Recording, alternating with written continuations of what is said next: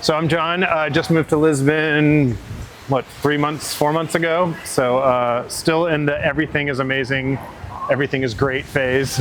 Can't say anything negative yet. Hopefully that doesn't change. But yeah, every new place is new to me. So I'm loving everything I see. Just excited to be anywhere new. Never been here yet, even though this is on our list of places to come. So hoping to see some really cool stuff today. To see what catches my eye and where we go. Great. Do you want me talking to you or to camera? I want to real quick get these people behind me because it's such a cute little scene about the little trumpet flowers. I don't know what those are called. Just like screaming down at them. So peaceful. Very I find everything is like cinematic in Lisbon. It's like you have to be a really bad photographer to take a bad picture. Whereas just everything is old. There's history behind everything. I can take pictures of this gritty rock and stone and tiles like all day long. I don't generally go back and look at it, but I can take pictures of it all the time. There's something very relaxing and therapeutic about taking pictures and just slowing everything down. Do you think we go left? Oh yeah, this is the bridge.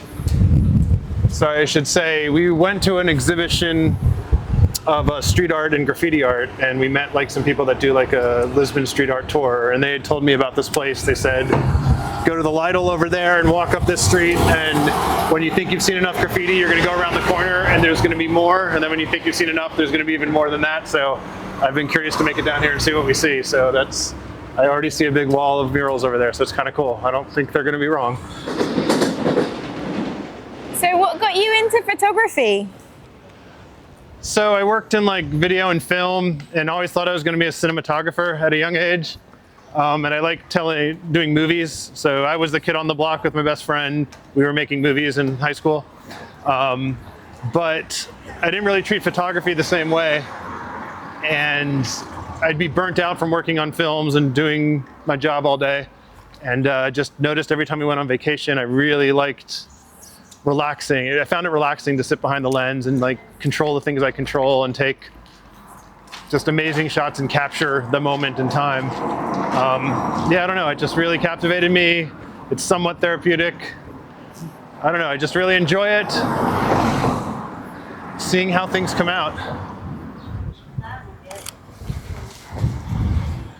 I get hit by a car one of these days. I just stand in the middle of the road. So there's something cool about this mural up here. If there's anybody walking down the street, I'll try and get a passerby shot. So what inspires you to take a photograph, or what things do you like to take pictures of?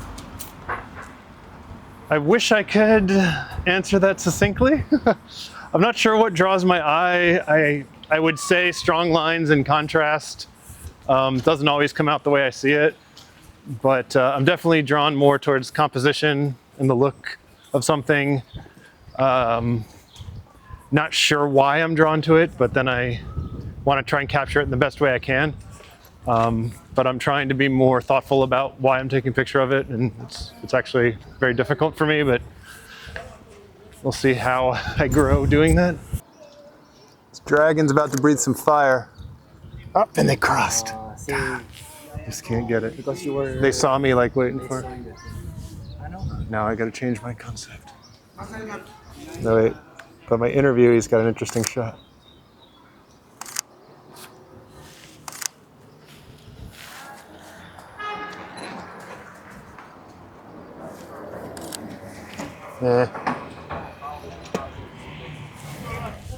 What equipment are you using today? So today I'm a Sony shooter. I got it for shooting video and then found that I've used it for shooting photography. But yeah, it's a Sony A7R II and my 24 to 240, just so I don't have to think about what lens to put on. Covers all the ranges. And then I have a fisheye in here if I'm so inspired, but it's fully manual, so it's a little bit easier to go with the Sony automatic. But it's not a fast lens. But it was an affordable lens and it gives me the focal range I need. So, shall we go up there? Okay. Great. Right. What caught your eye there? The curves and the colors. The lighting's a little harsh. But now I'm thinking, why not try and switch to the fisheye just to get the full roundness. and see if I can bring everything in because it's not quite wide enough. So I'm taking a selfie because one of my really close friends, Kirby, is a street artist in Baltimore, and he has friends with the caver. And this is the first caver I've seen in Portugal, but I knew they were here. So I'll have to reach out and say, I made it. That's where I think the true art really comes through, when you can kind of capture that. When you interact with people. Yeah. Like, and are willing to spend the time interacting with them and getting their story. I don't know. There's also something of just capturing that moment as it's fleeting as well, but anyone walking by, I could take the time right now to go talk to and try to get a photograph of, but then I feel you lose that spontaneity. And do you get the shot first and then try to talk to them afterwards if you see something? So I don't know, so ebb and flow. What do we got here? Eyes on the mask, no head, not over the mouth. I think a lot of people tend to relate to photography as a hobby specifically because it is so like therapeutic and relaxing, and a little bit of like wait for the camera to come to me. Come with me, camera. There's a huge market for like high-end tours. Am I too backlit for you? Am I too backlit for you? No. Okay. I think there's a very high-end for like photography tours. And to me, that's like the dream job. If I can somehow do high-end tours, finding a new place, bringing a bunch of people, they're just going to be excited to go to it. And I don't know if I'd be good at it, but I imagine that's the dream job. And so that's what in my mind I'm working towards. Great. Not so much galleries or exhibits, but just the experience of doing it and sharing that, and not having it just be stale. Just there's so many places I want to go visit, and if my job can take me there, that would be my dream job. So I'll try and just talk of what's catching my eye when I take this picture. I'm trying to get something with this light,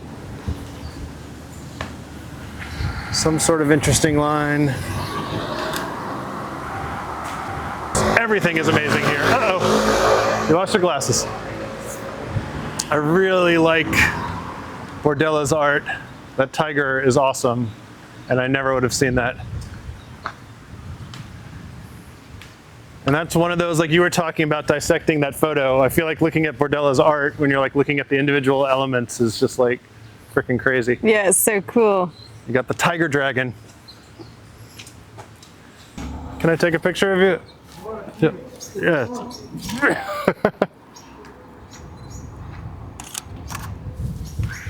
Do there. It's very cool with that mural behind you. I can show you. Very cool with the big mural behind you. Thank you. Obrigado. Obrigado.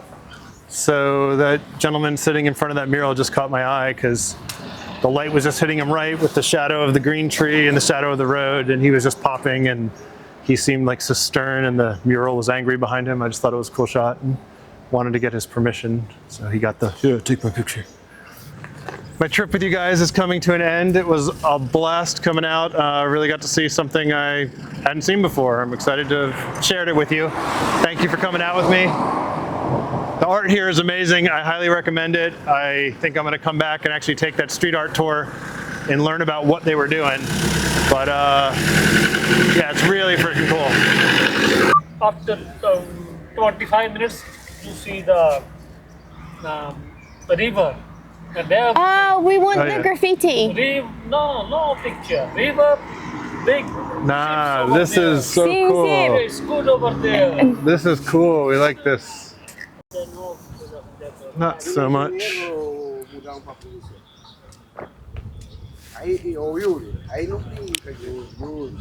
and I missed the shot over there. Tava começando a chamar só pra vida.